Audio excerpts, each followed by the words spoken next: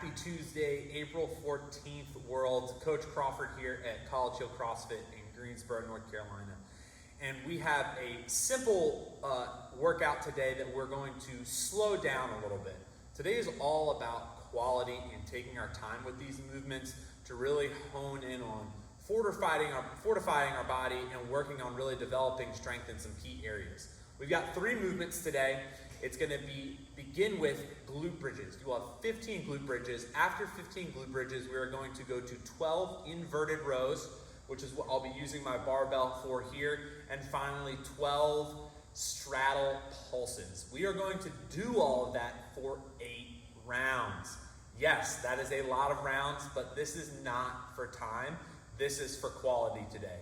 It is all about really honing in on high quality movement and developing very strong motor patterns. So our first movement, the glute bridge. What we're looking for on this one is get yourself a nice comfortable patch of ground. Maybe you have a yoga mat or a rolled up towel or beach towels there that you can lay down. We want to lay down and I want to firmly plant my feet on the ground. From here, I'll just let my head relax and keeping my feet flat with my heels close to my butt. We don't want our feet too far away. I'm going to drive through my heels and extend my hips, squeezing the butt at the top and then coming down nice and controlled. So we'll go 15 glute bridges here. Your hands can be out to the sides, just the fingertips spread out and nice and controlled as we go through that movement. So we're working on the back side of the body, developing our glute strength as well as getting those hamstrings activated with that one.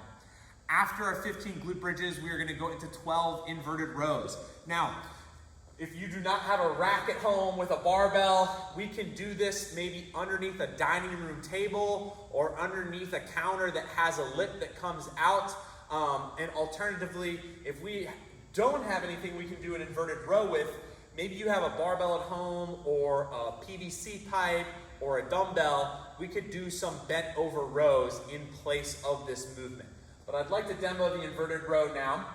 With our bar set up, I have mine about hip height is where I like it to be when I'm going for my inverted rows. I'm going to come under here, setting my hands up, feet are on the ground, and all I'm doing is driving those elbows back, squeezing my shoulder blades together, bringing my chest to that bar as I go through my inverted row. So again, attacking more the back part of our body and our upper back and our shoulders and developing strength there. So we want to be able to move through those 12 reps nice and smoothly.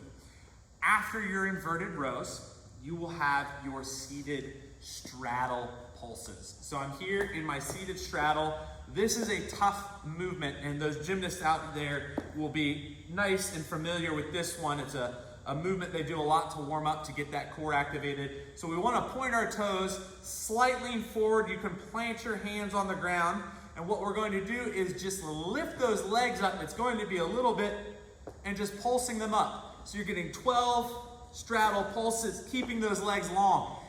It is forcing your whole core to fire up, getting your hip flexors, getting your quads, everything fired up there to get those legs up off the ground in that straight position.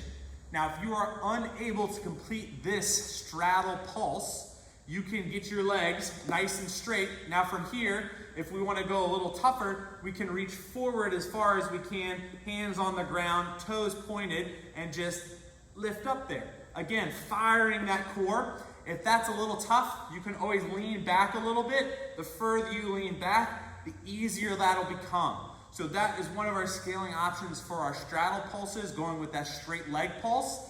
Alternatively, if we don't have the strength or we're not comfortable with that movement yet, we can lie flat on the ground, extending the legs 6 inches off the ground and just pick the knees up toward the chest, then extend the legs there. Knees back toward the chest and extending the legs. So that would be our supine knee raise. So again, it's 8 rounds, 15 glute bridges, 12 inverted rows, followed by 12 straddle pulses are one of our scaling options there. Give this one a try, let us know how it goes, and as always, see you on the other side of the burpee.